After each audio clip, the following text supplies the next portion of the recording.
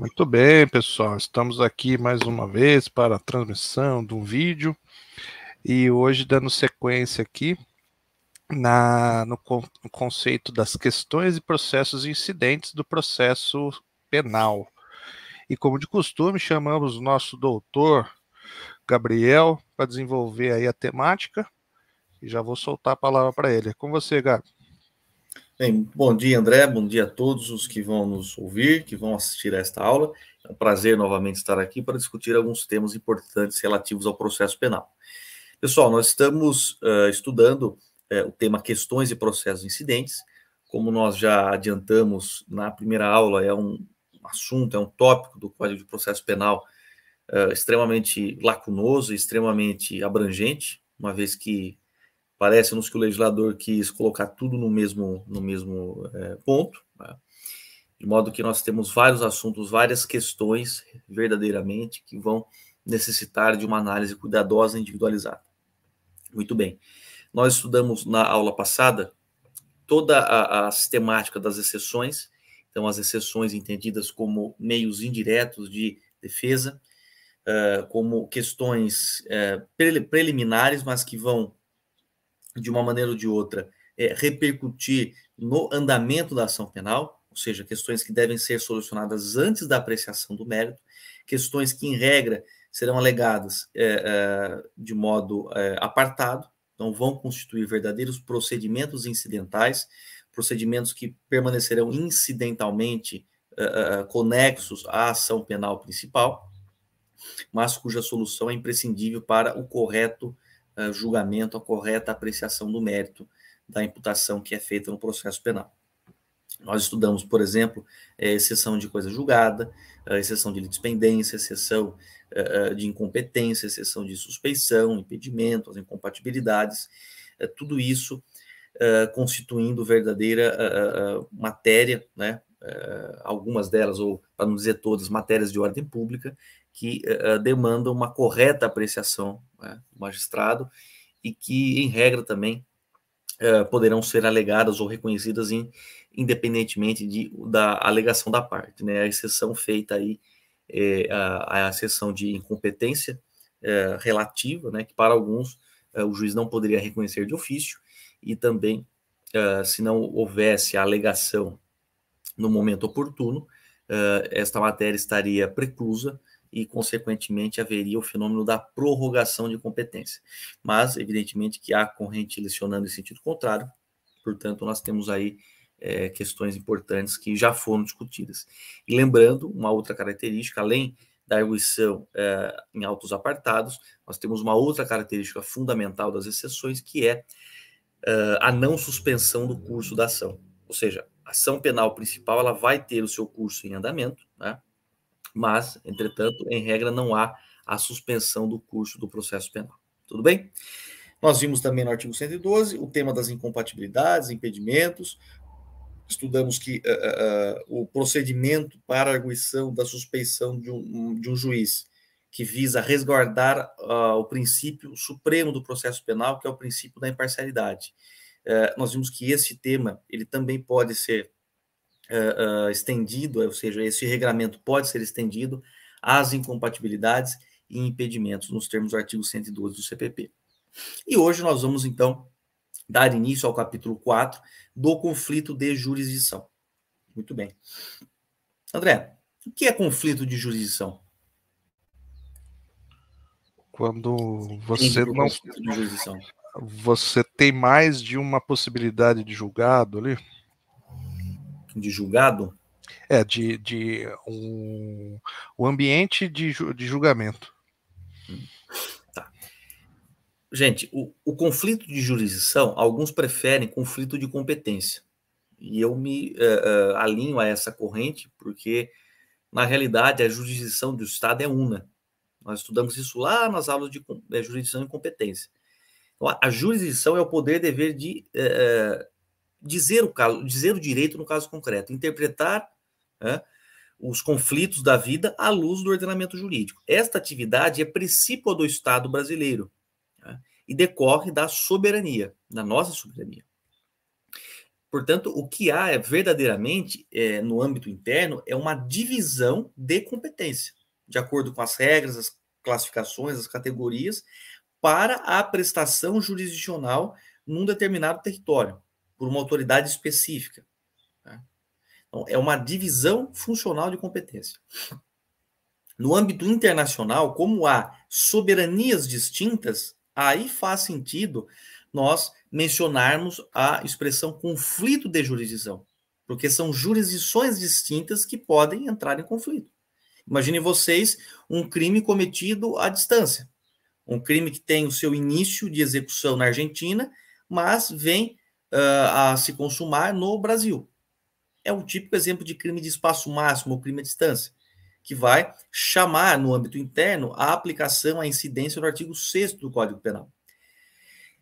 Esta situação pode gerar, em tese, um conflito internacional de jurisdição. Mas no âmbito interno, repita-se, nós temos verdadeiramente um conflito de competência. Alguns sustentam ainda que no âmbito interno nós podemos recorrer à expressão conflito de jurisdição quando nós estamos nos referindo a justiças diversas. Por exemplo, Justiça Federal, que é um ramo da Justiça da União Federal, tá?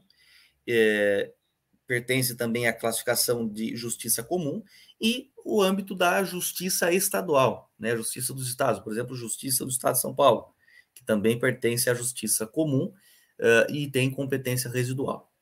Mas, tirando essas discussões quanto à nomenclatura, que já foram objeto também de explicação na aula de jurisdição e competência, o fato é que nós devemos começar o tema conflito de jurisdição ou conflito de competência com um conceito.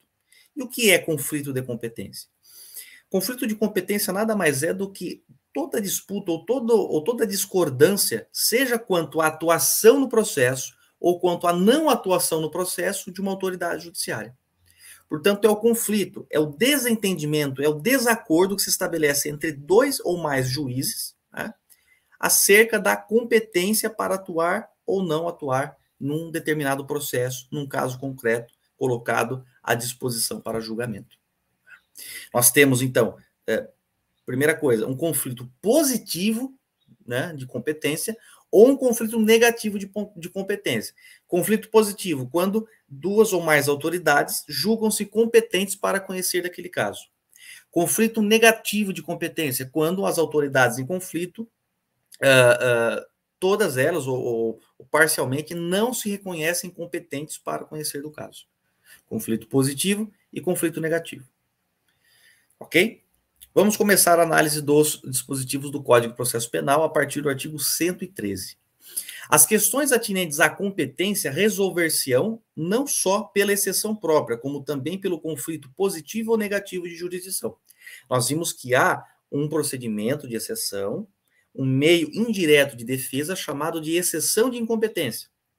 Esta exceção de competência é vocacionada, sobretudo, à arguição da incompetência relativa, né, que diz respeito ao território, incompetência rationilócia. Entretanto, é possível a arguição da incompetência por meio, assim, pelos próprios meios de defesa direto, no bojo da própria resposta à acusação, por exemplo, em que se argui a incompetência absoluta, por exemplo, relativa à matéria. Entretanto, não só a exceção é um instrumento adequado para resolver um conflito e resolver a questão da definição quanto à competência, mas também o conflito de competência, como nos anuncia o artigo 113. E ele também traz a classificação, conflito positivo ou negativo de jurisdição. Tudo bem? Artigo 114. Haverá conflito de jurisdição, inciso 1, quando duas ou mais autoridades judiciárias se considerarem competentes ou incompetentes para conhecer do mesmo fato criminoso. Até aqui nenhuma dúvida. 2. Quando entre elas surgir controvérsia sobre unidade de juízo, junção ou separação de processos. Esta hipótese do artigo 114, inciso 2, gente, faz referência àquela questão da reunião de processos por uma causa modificativa de competência, a saber, conexão ou continência, que nós estudamos lá nos artigos 76 e 77, respectivamente, do CPP. Então, quando houver uma controvérsia instaurada entre duas ou mais autoridades judiciárias acerca da competência ou do juízo de atração daqueles processos conexos ou continentes, daqueles casos conexos ou continentes, importando a unidade de juízo, né, e também a junção e a necessária correspondente separação de processos, nós poderemos recorrer, então, ao Instituto do Conflito de Competência para solucionar aquela controvérsia. E quem pode suscitar, quem pode provocar o conflito de competência? Artigo 115. O conflito poderá ser suscitado, inciso 1, pela parte interessada. Quem é a parte interessada? O réu, né? Representado pelo seu advogado, por exemplo, o Ministério Público, né? Eventualmente algum sujeito que possa intervir no processo e que tenha um legítimo interesse no correto julgamento daquele caso. Então, pela parte interessada, quem tiver um interesse jurídico naquela demanda. 2, pelos órgãos do Ministério Público junto a qualquer dos juízos em dissídio. E 3, por qualquer dos juízes ou tribunais em causa. Nós já vamos estudar que a forma de provocação desse conflito vai variar, porque se nós estivermos diante de uma provocação pela parte interessada, pelo Ministério Público, por exemplo, há um mero requerimento.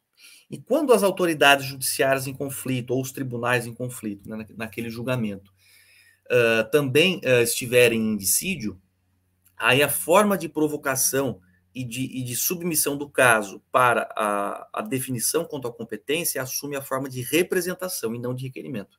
É uma distinção meramente de terminologia. Então, pela parte interessada, pelos órgãos do MP, que oficiam perante aqueles juízos em dissídio, e também pelos próprios juízes ou tribunais que estão em controvérsia. Tudo bem até aqui? Artigo 116. Os juízes e tribunais, sob a forma de representação, e a parte interessada, sob a de requerimento, darão parte escrita e circunstanciada do conflito, perante o tribunal competente, expondo os fundamentos e juntando os documentos comprobatórios.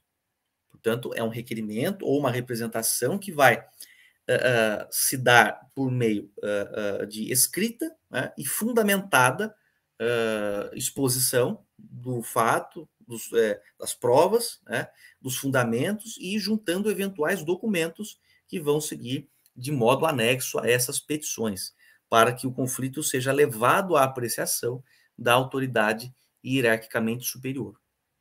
Tudo bem? Parágrafo 1º. Quando negativo o conflito, ou seja, quando os juízes não estiverem de acordo acerca da atuação de pelo menos um no processo, os juízes e tribunais poderão suscitá-lo nos próprios autos do processo. Logo, se há um conflito negativo, se os juízes entendem que nenhum é competente para tocar o processo, evidentemente que os autos permanecerão paralisados. Consequentemente, é possível que haja a suscitação desse tipo de conflito nos próprios autos. Então, não há necessidade de formação de autos apartados. No curso do próprio processo principal, é possível que haja a provocação desse incidente. Parágrafo 2º. Distribuído o feito, se o conflito for positivo, o relator poderá determinar imediatamente que se suspenda o andamento do processo. Havendo um conflito positivo, ou seja, os juízes entendem que são competentes para atuar no processo, o relator, né, para o qual for distribuído o conflito de competência, ele poderá determinar a suspensão do andamento do processo para evitar um tumulto processual, para evitar qualquer tipo de nulidade, de irregularidade que venha a macular e impedir a marcha para frente. O processo é marcha para frente. Parágrafo 3º. Expedida ou não a ordem de suspensão, o relator requisitará informações das autoridades em conflito, remetendo-lhes cópia do requerimento ou representação. Então, seja adotada a suspensão ou não, o relator ele vai requisitar, né? E aqui requisitar tem o sentido de ordem mesmo, é uma ordem, né? Informações das autoridades em conflito, e pode lhes remeter cópia ou qualquer outro tipo de documento relativo ao requerimento e à representação. Então, essas autoridades vão apresentar para autoridade imediatamente superior as razões e as informações para que possa haver o correto julgamento e a definição da competência, para continuar julgando aquele caso. É um procedimento semelhante com aquele do habeas corpus. Quando nós estudarmos o tema habeas corpus, nós vamos verificar que há um procedimento prévio ao julgamento do mérito do habeas corpus, que é a requisição das informações perante a autoridade coatora, por exemplo, perante o juiz de primeiro grau. Então, normalmente a parte impetra um habeas corpus, pede uma liminar, utilizando-se subsidiariamente da lei do mandado de segurança. O relator para o qual o habeas corpus será distribuído, ele defere ou não a liminar e já inclui em pauta para julgamento. É claro que vai para a Procuradoria-Geral de Justiça proferir o seu parecer e, no caso, também requisita-se as informações perante a autoridade coatora. Aqui é o mesmo procedimento, visando melhor instruir o procedimento incidental.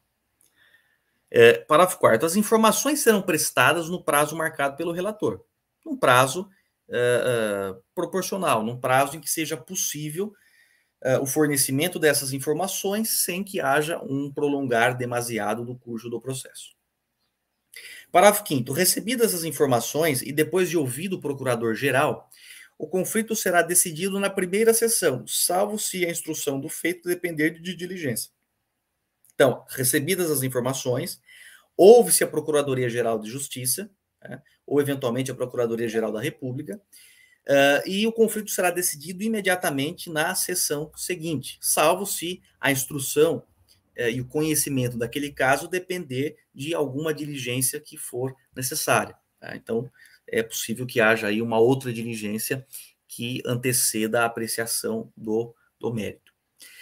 Parágrafo 6º. Proferida a decisão, as cópias necessárias serão remetidas para sua execução às autoridades contra as quais tiver sido levantado o conflito ou que houverem suscitado. Então, proferida a decisão, as cópias serão remetidas para as autoridades em conflito, né, determinando-lhes o seguimento e a observância daquele resultado proferido na sessão de julgamento por um tribunal superior. Tá? Artigo 117. O Supremo Tribunal Federal, mediante avocatória, restabelecerá sua jurisdição sempre que exercida por quaisquer dos juízes ou tribunais inferiores. O Supremo Tribunal Federal é um órgão de cúpula do Poder Judiciário Nacional. É o vértice da aplicação da norma jurídica no âmbito interno. Portanto, é a instância máxima do Poder Judiciário. E o Supremo Tribunal Federal, mediante este procedimento chamado de avocatória, ele pode restabelecer a sua jurisdição sempre que houver algum tipo de intromissão indevida de algum juiz ou tribunal inferior em matéria de sua competência. A avocatória vem de avocar, que é chamar para si algo que está na posse ou está sob o poder de outrem. Então, isto que é a avocatória. Alguns sustentam que este instituto é exclusivo no âmbito do Supremo Tribunal Federal e outros entendem que ele também se aplica a outros tribunais, por exemplo, ao STJ. Mas o fato é que o CPP menciona expressamente o Supremo Tribunal Federal. E como ele é o órgão máximo do Poder Judiciário, ele define a sua competência e, por sua vez, define a competência dos órgãos que lhes são subordinados. Lembrando que o Poder Judiciário brasileiro ele é estruturado de forma hierárquica. Nós temos uma verdadeira hierarquia. Juízes de primeiro grau, tribunais de segundo grau, tribunais de justiça, tribunais regionais federais e tribunais superiores, STJ, STM, Tribunal Superior Eleitoral, Tribunal Superior do Trabalho e, como um órgão de cúpula, o Supremo Tribunal Federal. Portanto, é aí uma verdadeira hierarquia. Ao contrário, lembrando, né, só para deixar claro para vocês, embora não seja uma aula de direito constitucional, que no âmbito da Justiça Militar da União, nós temos uma organização diversa. Nós temos as auditorias militares, no primeiro grau, e como órgão de segundo grau, já o Superior Tribunal Militar, que exerce uma competência plena, inclusive para conhecer do mérito e de questões relativas ao fato propriamente dito, e não exclusivamente de direito, como é comum no âmbito dos demais tribunais superiores. Ok? Diferentemente do Ministério Público, porque o Ministério Público ele não é organizado hierarquicamente, nós temos uma organização verdadeiramente horizontal. Por quê? Porque não há subordinação entre um promotor de justiça e um procurador de justiça, que são os atuantes no primeiro grau e no segundo grau, respectivamente. Ou entre um promotor de justiça e o procurador-geral de justiça, ou procurador-geral da República. Há, sim, uma hierarquia meramente funcional e administrativa, mas uma hierarquia, uma hierarquia quanto ao mérito da atuação do membro do Ministério Público, não há controle no sentido de um verdadeiro juízo hierárquico, ou seja, manda quem pode, obedece quem tem juízo. Não. O promotor de justiça ele deve obediência à lei e à sua consciência, né? E não ao procurador-geral, por exemplo. Então, ele é estruturado de maneira, poderíamos dizer, horizontalizada.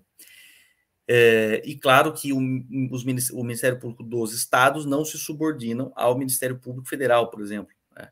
Lembrando que nós temos duas grandes organizações do Ministério Público: o Ministério Público dos Estados, por exemplo, o MP de São Paulo, o MP do Rio de Janeiro, o MP de Santa Catarina, e o Ministério Público da União, né? E o Ministério Público da União possui alguns ramos, por exemplo, Ministério Público Federal, Ministério Público Militar, Ministério Público do Trabalho e Ministério Público do Distrito Federal e Territórios, sendo que o chefe do Ministério Público Federal, que também cumula a chefia do Ministério Público da União, é o Procurador-Geral da República. Tudo bem? Deu para entender até aqui? Agora, André, eu gostaria de trabalhar mais 2 pontos, tá? No tema conflito de jurisdição e competência, que esses pontos não estão no Código de Processo Penal, né? Eles vão estar previstos na Constituição, por exemplo, na Lei Complementar 75 de 93, que é a lei orgânica do Ministério Público da União, vai estar presente, por exemplo, na Lei 8.625 de 93, que é a Lei Geral do Ministério Público dos Estados, tá? Então, e também nós vamos comentar a decisão do Supremo Tribunal Federal no tema conflito de atribuições. A próxima coisa que eu gostaria de comentar é o tema conflito de atribuições. E o que é conflito de atribuição, André? Você tem alguma ideia? Até aqui nós falamos de conflito de competência. Conflito de atribuição, ou conflito de atribuições, o que é?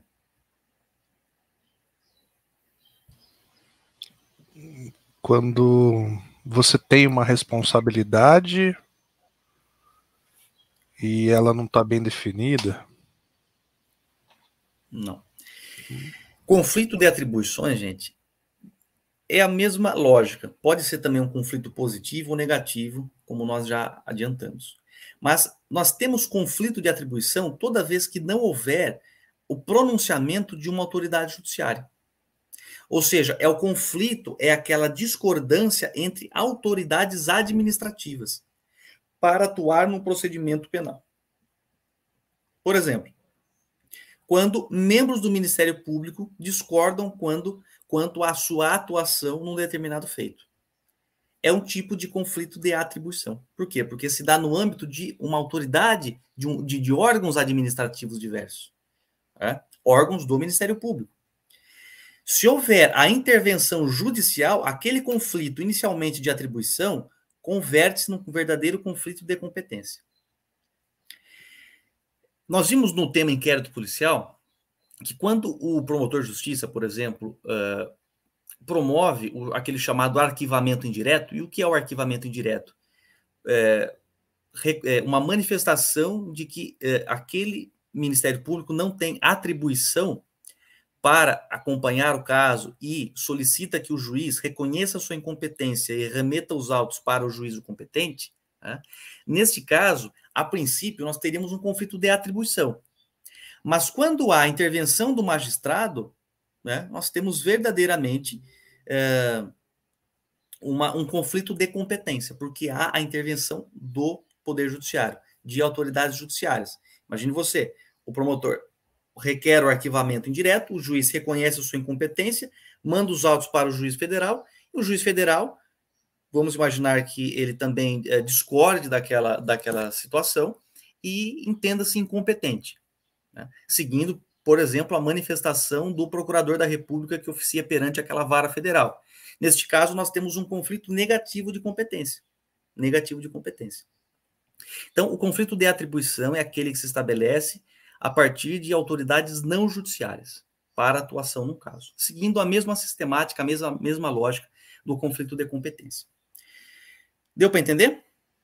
Nós podemos ter também conflito de atribuição entre autoridades policiais para atuar em um determinado inquérito policial. É possível, né?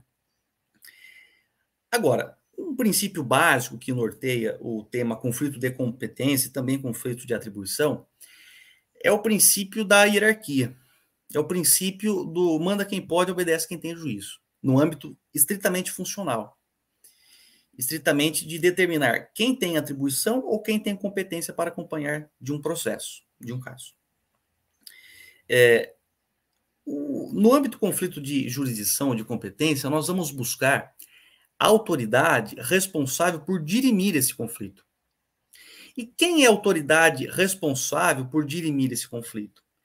Partindo de um princípio de hierarquia, nós temos de recorrer à autoridade judiciária hierarquicamente superior às partes em conflito. Nós temos juízes em conflito.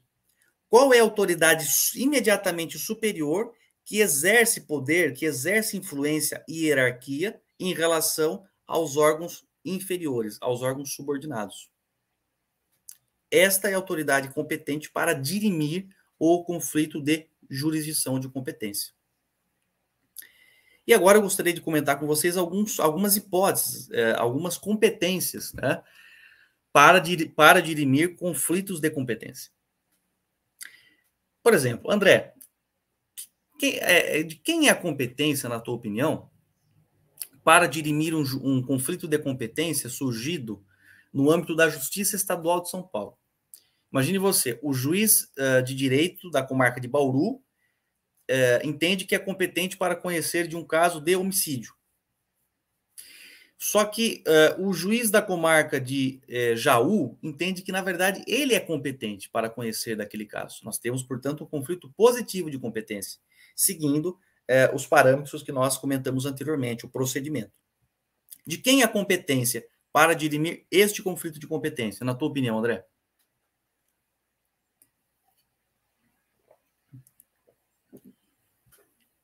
Nós temos 2 juízes do Estado de São Paulo. Quem tem competência para dizer, juiz de Bauru, você é competente, ou não, juiz de Agudo, juiz de Jaú, no nosso exemplo, você é competente.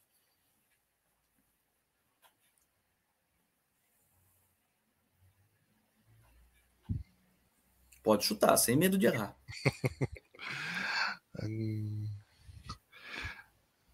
Aquele que tiver a maior especialidade no tema. E quem é que tem a maior especialidade no tema? De Bauru. Lembra que eu falei? Nós temos de recorrer à autoridade imediatamente superior às partes em conflito. Uhum. Quem é a autoridade ou qual é o órgão que é superior aos 2 juízes em conflito? É o Tribunal de Justiça, não? Exatamente, perfeito, acertou. Uhum. Então, ao Tribunal de Justiça competirá julgar aquele conflito de competência e determinar a competência ou do juiz A ou do juiz B. Muito bem. E se nós estivermos diante, aqui é uma pergunta um pouco mais sofisticada, diante de um conflito de competência instaurado entre um juiz da comarca de Bauru e um juiz da comarca de Cuiabá. E aí? Qual que é a diretriz básica? Autoridade hierarquicamente superior às autoridades em conflito. Aí cada uma tem um TJ, certo? Uhum. Então, daí vai para algum tribunal federal, no caso. Isso, o raciocínio teu tá certo. Neste caso, quem julgará o conflito de competência será o Superior Tribunal de Justiça, lá em Brasília. Porque o Superior Tribunal de Justiça tem competência para conhecer de casos relativos ao Estado do Mato Grosso e ao Estado de São Paulo. Né? Como cada um tem um Tribunal de Justiça, um Tribunal de Justiça não pode se sobrepor ao outro. Quem é a autoridade que pode se sobrepor aos dois? STJ. Uhum. E se houver um conflito entre um juiz da comarca de Ribeirão Preto, um juiz estadual, e um juiz federal, atenção, um juiz federal, né, pertencente ao TRF3, que tem competência para julgar feitos relativos a São Paulo e a Mato Grosso do Sul, né? Então, seção de São Paulo e seção de Mato Grosso do Sul, mas um juiz federal lotado em São Paulo, né, na subseção de São Paulo. E aí? Ele entrou em conflito com o juiz de Ribeirão Preto. Uhum. Aí Tem o Pretório Celso, né? Pretório Celso? Na verdade, também é o STJ. Por quê? Porque o STJ ele vai se sobrepor ao juiz estadual, que é vinculado funcionalmente ao Tribunal de Justiça, e também ao juiz federal, que é vinculado ao Tribunal Regional Federal da Terceira Região, no nosso exemplo. Logo, qual que é a autoridade acima deles, né, com competência, é a STJ. E se tiver um conflito entre o STJ e um outro tribunal superior, por exemplo, o Superior Tribunal Militar? E aí, de quem é a competência para reconhecer isso? Agora é o STF. Agora é o STF, agora é o Pretório Celso. Agora os homens da capa preta são convocados para atuar.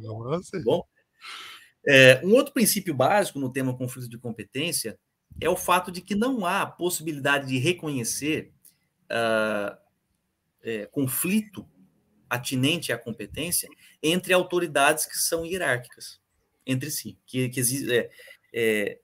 perante as quais existe uma relação, uma vinculação de hierarquia. Por quê? Porque a autoridade superior define a sua competência e define a competência do órgão subordinado. Né? Não há como haver um conflito nessa relação. Deu para entender? Então, dois princípios básicos. Nós temos de recorrer à autoridade imediatamente superior para dirimir aquele conflito. E, segundo princípio, não há arguição ou forma de suscitar um conflito de competência ou de jurisdição entre autoridades que guardam uma relação de hierarquia e subordinação reciprocamente. Tudo bem? Então, nós vimos que a competência para conhecer de conflitos de competência entre juízes estaduais pertence ao Tribunal de Justiça. Juízes vinculados a tribunais diversos, por exemplo, Tribunal de Justiça de São Paulo, Tribunal de Justiça do Rio de Janeiro, a competência é do STJ, sobe para a autoridade seguinte. Juízes vinculados a tribunais diversos, por exemplo, juiz estadual e juiz federal, também STJ.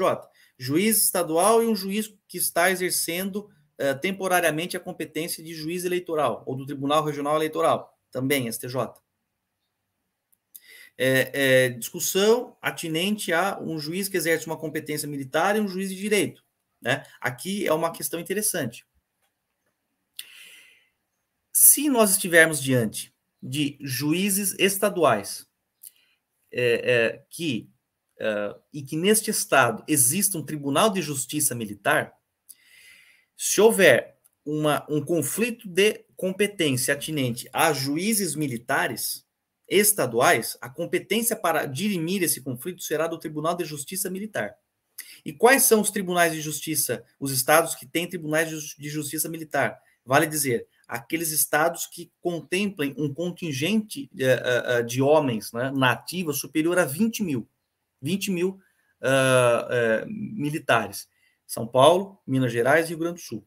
Nesses casos, se houver um conflito, né, entre juízes de auditorias militares, a competência para conhecer desse conflito será do respectivo Tribunal de Justiça Militar. Se houver uma discussão envolvendo um estado em que não tenha o Tribunal de Justiça Militar, a competência recairá sobre o Tribunal de Justiça. Tudo bem? E se houver uma discussão entre um juiz, um juiz federal, né, que ocupa a função ali de um juiz auditor no âmbito da Justiça Militar da União, e um juiz estadual do Estado de São Paulo. A mesma lógica, juízes vinculados a tribunais diversos, competência sobe para o STJ. Ok? Conflito de competência instaurado entre tribunais superiores, competência, STF. STJ entrou em conflito com STM, Superior Tribunal Militar? STF. TSE com TST, STF. Beleza? Agora, eu gostaria de tratar com você, André, da competência, por assim dizer, para dirimir conflitos de atribuições, notadamente no âmbito do Ministério Público. Como que fica?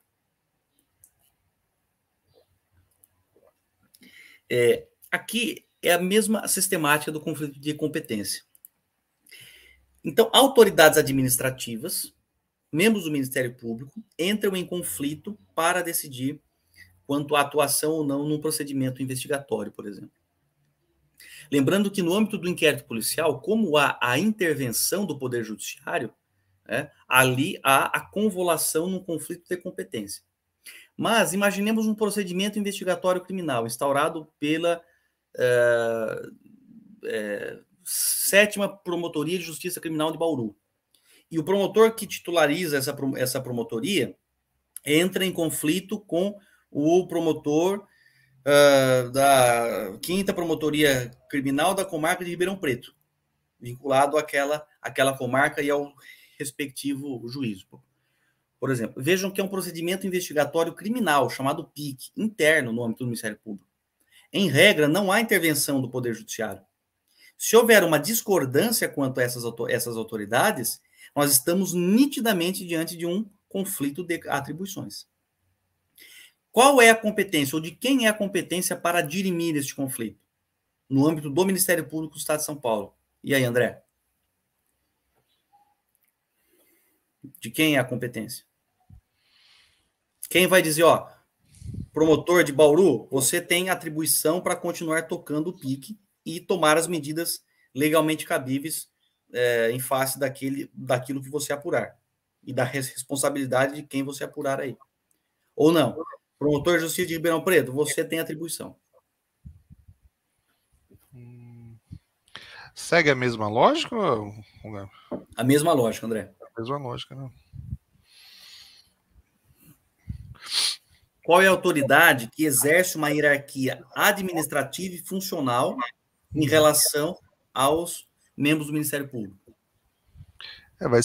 Para mim vai ser o procurador procurador-geral, alguma coisa do tipo. Isso, né? Perfeito, é isso mesmo. Nos termos da Lei 8.625 de 93, a competência, neste caso, é do Procurador-Geral de Justiça. Tudo bem? E no âmbito do conflito de atribuição, imagine você, André, que nós temos ali um conflito entre membros do Ministério Público Federal. Entraram em conflito. De quem é a competência para dirimir isso daí? Procurador-Geral da República. Procurador-Geral da República, muito bem. E se houver a discordância entre membros do Ministério Público Federal e Ministério Público da União? Ministério Público Federal e Ministério Público Militar, que são ambos membros do Ministério Público da União. De quem é a competência? Mantém também? PGR?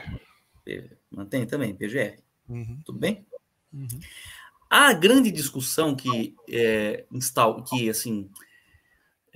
vingou no Brasil durante algum tempo, André, era a respeito da competência para dirimir conflitos de atribuição referentes a membros de ministérios públicos diversos, de estados diversos, tá? Ou entre um membro do Ministério Público da União, Ministério Público Federal, por exemplo, e o Ministério Público Estadual. De quem seria a competência para dirimir isso? Alguns entendiam que nós poderíamos adotar a chamada teoria do conflito aparente de jurisdição. O que diz esse conflito aparente de jurisdição, essa teoria, essa construção doutrinária? Ora, nós deveríamos tomar aquele conflito de atribuição, genuinamente um conflito de atribuição, como um inevitável conflito de competência.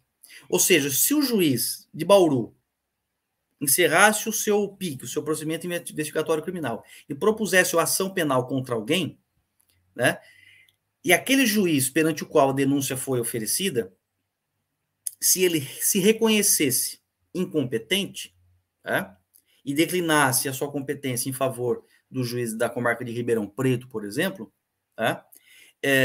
ou da comarca de Cuiabá, né, porque a gente está tratando de estados diversos, ministérios públicos diversos, neste caso, haveria um conflito superveniente de competência. Consequentemente, nós cairíamos naquela regra já estudada. Qual é a autoridade competente para dirimir esse conflito entre autoridades, juízes vinculados a tribunais diversos? STJ. Então, o conflito nasceu como de atribuição. E nós vamos antecipadamente entendê-lo como um conflito virtual de competência. Como que eu chamei essa teoria? Eu chamei de conflito virtual? Parece que eu dei outro nome, não foi? Mas, enfim, a ideia é um verdadeiro conflito virtual de competência. Superveniente. Por que um conflito... Oi? Você comentou alguma coisa superveniente. Isso. Então, mas a ideia é a mesma. O nome correto é conflito virtual de competência. Por que virtual? Porque ele ainda não é presente, não é concreto e real. Mas ele é analisado de forma virtual, de forma hipotética. Então, hipoteticamente, nós teríamos um conflito de competência e não de jurisdição. Uma outra solução, André, para esse problema, ou seja, quanto à competência para dirimir conflito de atribuição entre membros de ministérios públicos diversos, né, então Estado contra Estado, ou de um Ministério Público Federal, União, contra o Ministério Público Estadual, então União contra Estado. Diz respeito à competência do STF para dirimir esses conflitos, com base no artigo 102, inciso 1, a linha F da Constituição. Abre lá, André, o artigo 102, inciso 1, a linha F da Constituição.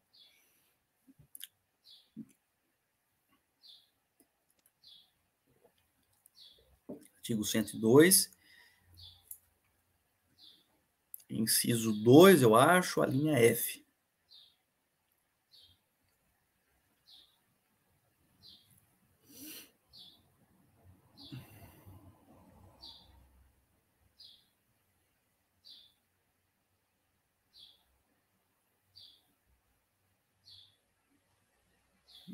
Ó, artigo 102.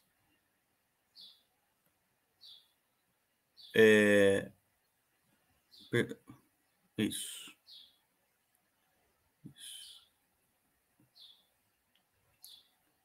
Linha...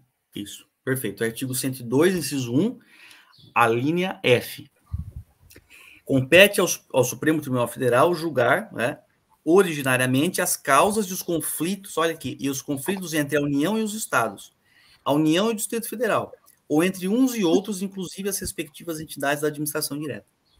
Então, este entendimento, pela fixação da competência do STF para dirimir conflito de atribuição entre membros dos Ministérios Públicos diversos, apelava de maneira analógica a esse dispositivo da Constituição. Por quê? Porque, nesse caso, nós teríamos um verdadeiro conflito constitucional, por assim dizer.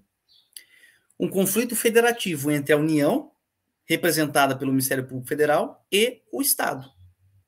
Estado-membro, representado pelo Ministério Público Estadual. Ou entre estados diversos. Então, também um conflito federativo entre Estado e Estado. Ou Estado e Estado, ou Estado e União. Consequentemente, a competência era do STF. Mas muitos criticavam essa diretriz. Por quê? Porque ao STF não compete, sendo um órgão do Poder Judiciário, não compete definir e se imiscuir na organização e nas atribuições do Ministério Público. O Ministério Público é uma entidade autônoma, independente, imprescindível à administração da justiça. Logo, não compete a uma autoridade fora do Ministério, uma autoridade não ministerial, definir a atribuição do MP. Né? E o próprio Supremo Tribunal Federal, se eu não me engano, em 2017, ele reconheceu que não exercia competência, justamente com base nesse argumento, para dirimir o conflito de atribuição. E ele definiu, o Supremo definiu inicialmente, que a competência seria do Procurador-Geral da República. Ou seja, compete ao PGR definir a atribuição dos órgãos em conflito. Mas esta decisão também é digna de crítica, por quê? Porque, André, o Procurador-Geral da República ele não exerce influência sobre o Ministério Público Estadual. Ele não apita nada no Ministério Público Estadual. Ele é chefe do Ministério Público Federal e do Ministério Público da União, só. Então, era uma decisão censurável, criticável. Qual é o momento seguinte, que é o momento que nós temos hoje, de quem é a competência para dirimir conflito de atribuição entre membros de ministérios públicos diversos? Quem você acha, André? Antes de eu dar a resposta.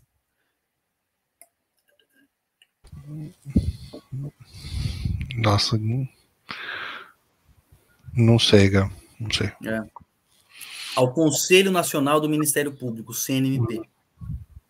Agora sim, agora nós temos um enquadramento, uma sistemática racional e que respeita a independência, a funcionalidade da instituição.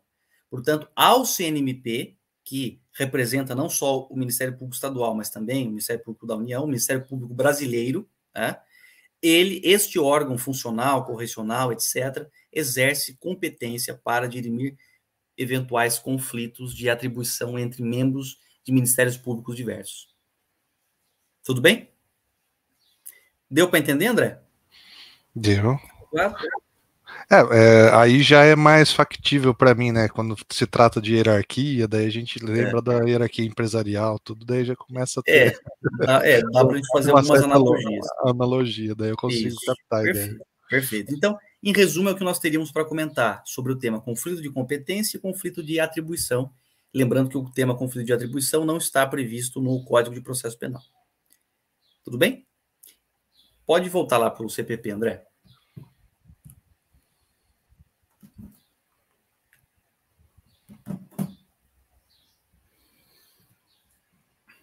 Agora que nós falamos de conflito de competência, a gente vai falar de restituição de coisas apreendidas. Olha só como que é confuso, né? Falando de competência, de julgamento de processo, agora vamos falar de restituição de coisas que estão apreendidas. Capítulo 5. Vamos lá. O que é a restituição de coisas apreendidas, pessoal? Nós podemos tratar este tema e dividi-lo em duas espécies, tá? O que seria um simples pedido de restituição de coisas apreendidas e o que seria um verdadeiro incidente de restituição de coisas apreendidas. O que o Código trata de maneira detalhada diz respeito ao incidente de restituição de coisas apreendidas. E este incidente, cujo procedimento nós vamos estudar a partir do artigo 118, ele é necessário em algumas hipóteses. Por exemplo, quando há controvérsia quanto à legitimidade de quem postula a restituição de algum bem apreendido. Ou ainda se houver um conflito entre possíveis pessoas que pleiteiam aquela restituição. Neste caso, a adoção do incidente ela é imprescindível. E vale dizer, este incidente seguirá aquela mesma lógica, não suspende o curso da ação, e evidentemente, se nós não tivermos ali um processo penal instaurado, isso não vai impedir o transcurso do inquérito policial, não vai impedir o oferecimento de denúncia, vai haver a formação de um incidente de autos apartados para a solução daquela controvérsia. Ok? E o incidente de restituição de coisas apreendidas, nesta classificação, nesta explicação que eu estou dando, a competência é exclusiva da autoridade judiciária.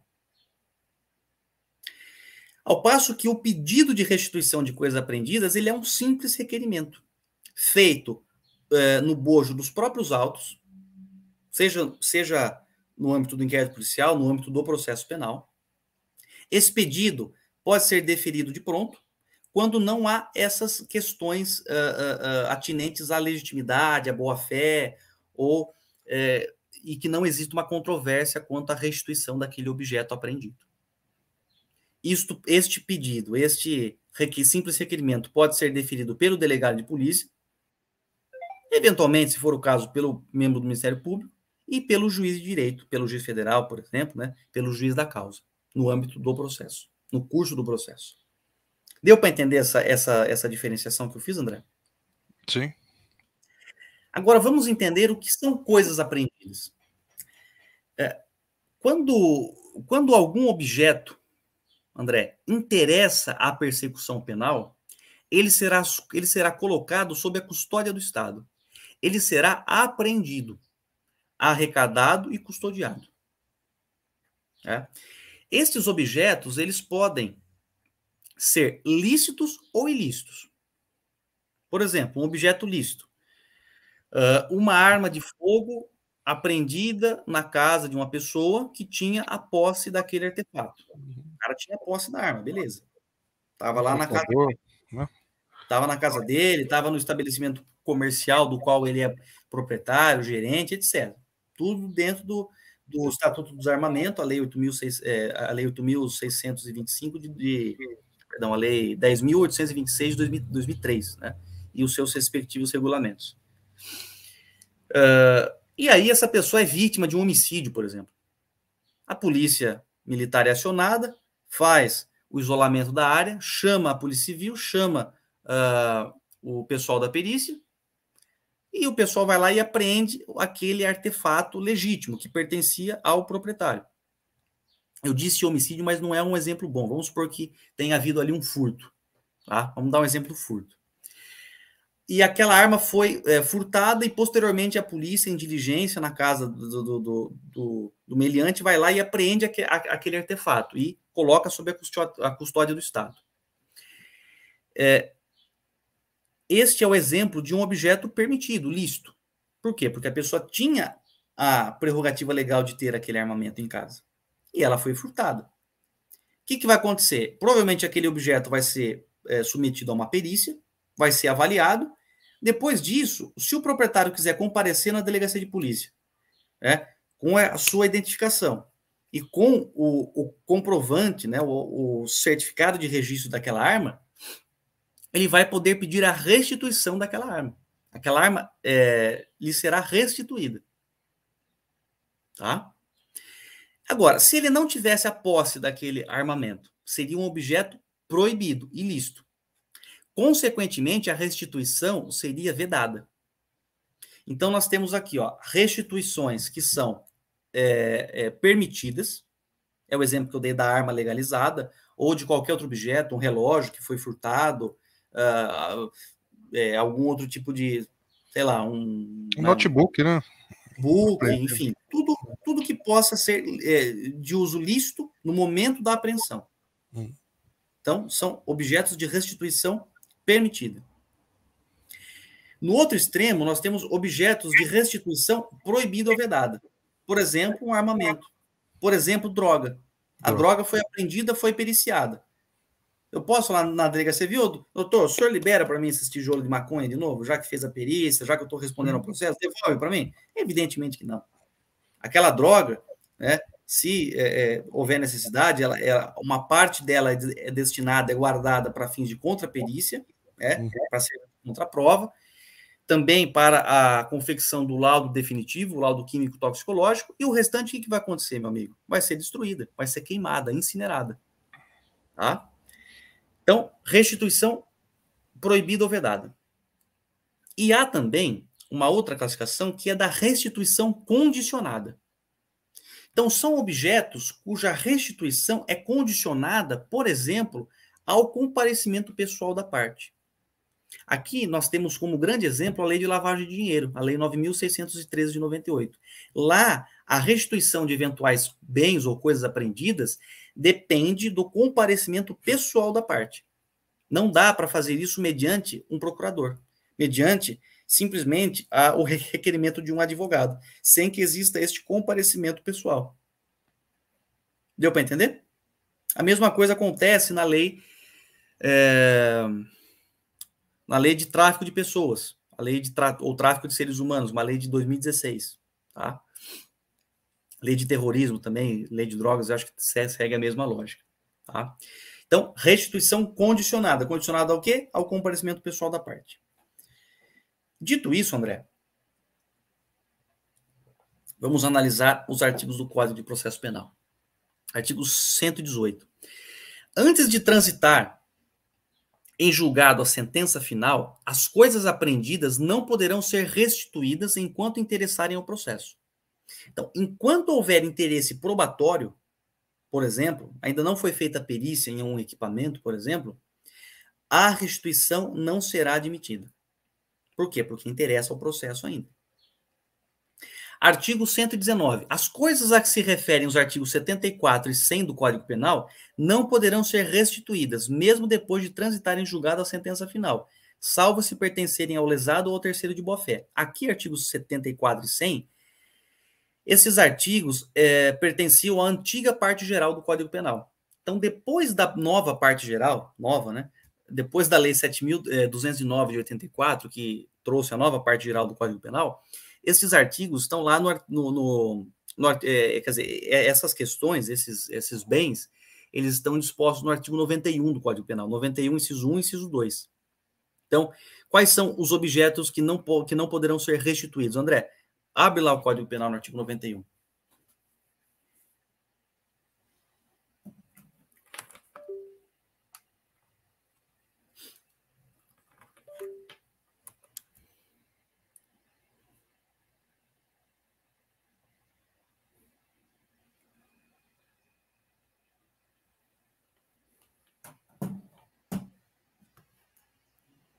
Isso. Artigo 91, né, sobre os efeitos genéricos. São efeitos da condenação. O que nos interessa, eu cometi um equívoco, não é o inciso 1, porque o inciso 1 é o efeito civil da condenação, mas é o inciso 2, alíneas A e B. Então, são efeitos da condenação. Inciso 2, a perda em favor da União, ressalvado do direito de lesar o terceiro de boa-fé. Então, se houver o interesse de lesado ou de algum terceiro de boa-fé, esse direito será resguardado. Mas então a regra é a perda em favor da União.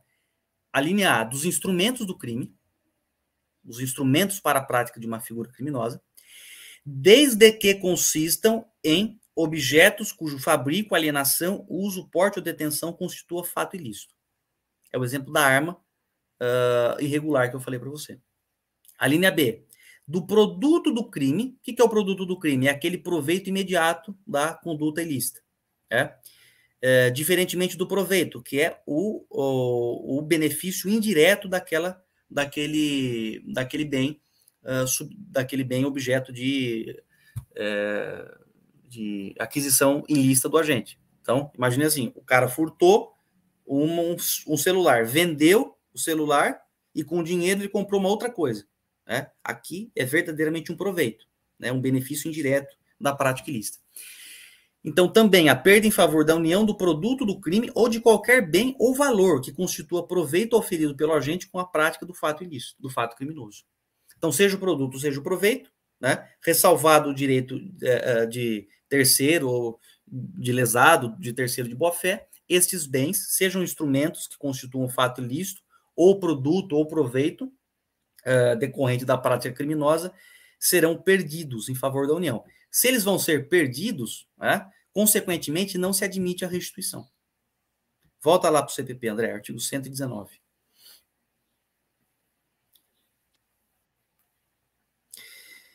Deu para entender até aqui? Então, mesmo depois de transitar em julgado, esses bens não poderão ser restituídos, essas coisas, salvo se pertencerem ao lesado ou terceiro de boa-fé que comprove a legitimidade para a restituição. Senão haverá o perdimento em favor da União.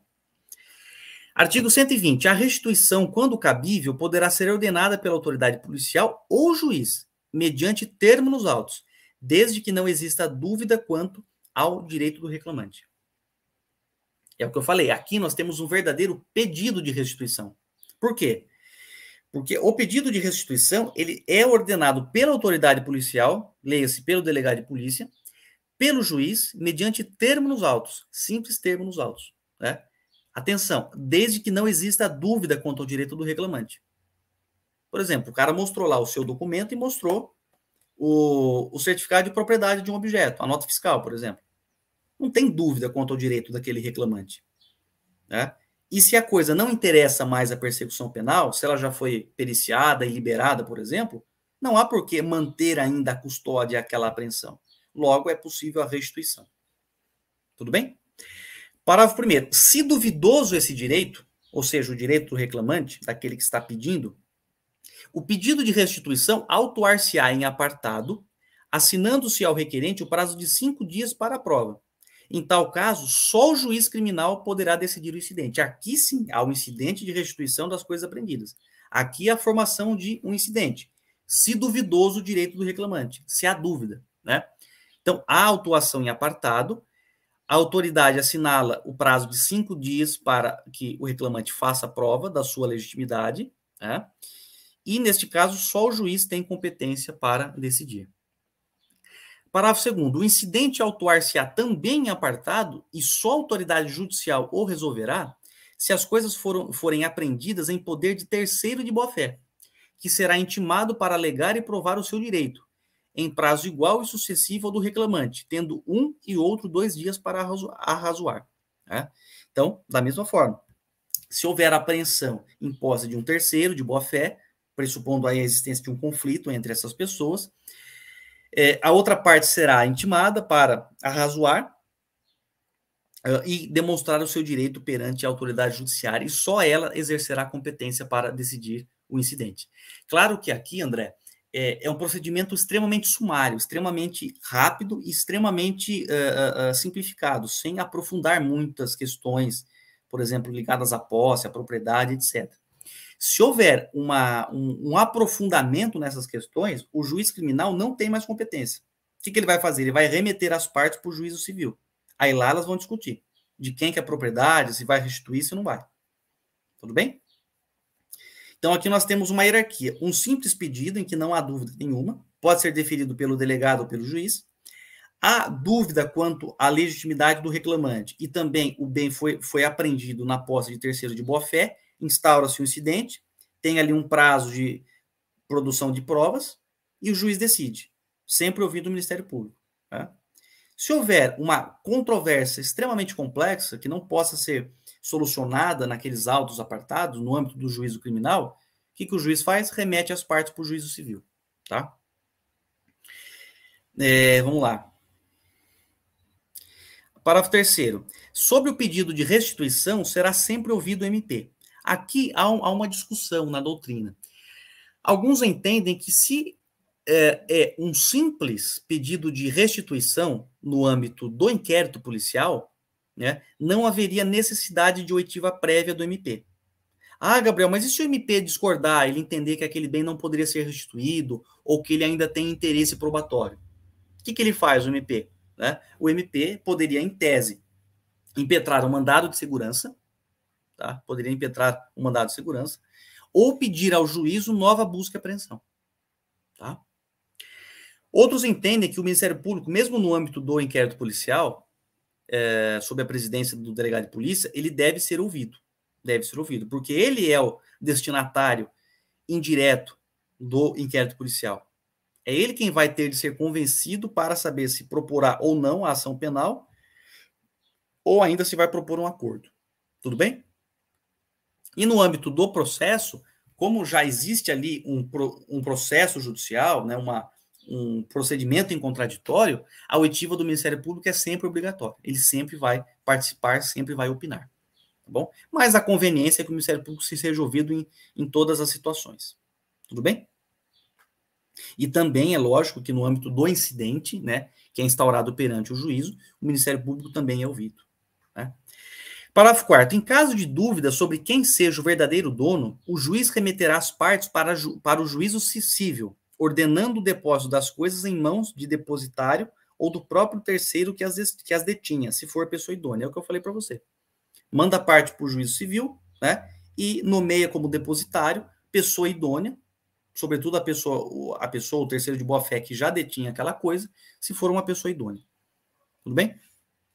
Parágrafo 5º. Tratando-se de coisas facilmente deterioráveis, serão avaliadas e levadas a leilão público, depositando-se o dinheiro apurado ou entregues ao terceiro que as detinha, se este for pessoa idônea e assinar termo de responsabilidade. Então, imagine você um carro que está lá parado num pátio. A gente sabe que os pátios, né, Brasil afora, não tem uma estrutura para guardar esse monte de coisa, esse monte de parafernália de carro, caminhão, avião, enfim, objetos vários.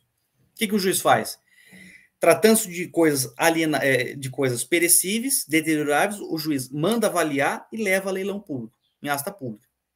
O dinheiro que conseguir apurar nessa venda, normalmente, é feito depósito em conta judicial, em conta remunerada, em alguma instituição financeira oficial, Banco do Brasil, Caixa Econômica Federal, né? E depois aquele dinheiro vai ser revertido para o reclamante, para aquela pessoa que comprove um legítimo interesse para reaver aquele bem, né, que agora foi convertido em dinheiro em espécie. Tudo bem? No caso de apreensão de coisa adquirida com os proventos da infração, então aqui é o proveito, é aquele benefício indireto da infração, aplica-se o disposto no artigo 133 e seu parágrafo, que trata da hipótese de sequestro de bens móveis, que nós vamos estudar mais para frente, que é uma espécie de medida cautelar real ou uma medida securatória. Tudo bem? Artigo 122. Sem prejuízo do disposto no artigo 120, as coisas apreendidas serão alienadas nos termos do artigo 133 deste Código, que trata, repita-se, da medida securatória de sequestro de bens de bens móveis, tá? Então, sem prejuízo do disposto no artigo 120, né, que é o pedido de restituição, a alienação ocorrerá nos termos do artigo 133. O parágrafo único foi revogado pelo pacote anticrime. Artigo 123. Fora dos casos previstos nos artigos anteriores, se dentro do prazo de 90 dias a contar da data em que transitar em julgado a sentença final, condenatória ou absolutória, os objetos apreendidos que não forem reclamados ou não pertencerem ao réu serão vendidos em leilão, depositando o saldo à disposição do juízo de ausentes. Que é interessante.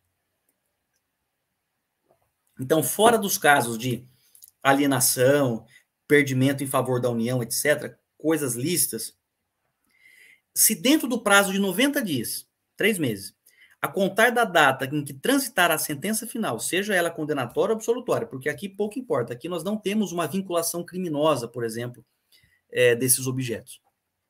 Então, essas coisas apreendidas, se elas não forem reclamadas ou não pertencerem ao réu, o que o juiz manda fazer? Manda vender em leilão, essas coisas serão vendidas, transformadas em dinheiro, tá? E o saldo que for apurado daquela venda, daquela alienação judicial, será colocado à disposição do juízo de ausentes. O juízo de ausentes é uma espécie de procedimento do Código de Processo Civil que fica o dinheiro parado lá na conta até que alguém apareça, até que alguém efetivamente possa reclamar do seu direito, tá bom? É uma questão interessante aí. Vamos lá. Artigo 124. Os instrumentos do crime, cuja perda em favor da União for decretada, e as coisas confiscadas de acordo com o disposto no artigo 100 do Código Penal, serão inutilizadas ou recolhidos a museu criminal, se houver interesse na sua conservação. Aqui, novamente, não é artigo 100, porque trata da antiga parte geral do Código Penal.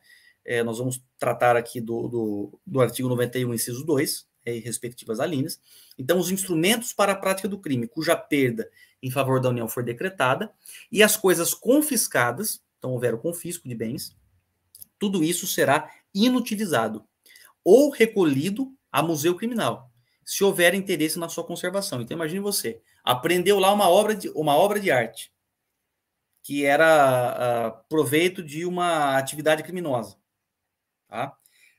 Essa obra de arte ela não vai ser inutilizada. Por quê? Porque pode ter interesse de algum museu criminal, né? Na exposição, em algum museu, em alguma feira de arte. Então, isso pode ter alguma utilidade, e o artigo 124 autoriza esse tipo de utilização.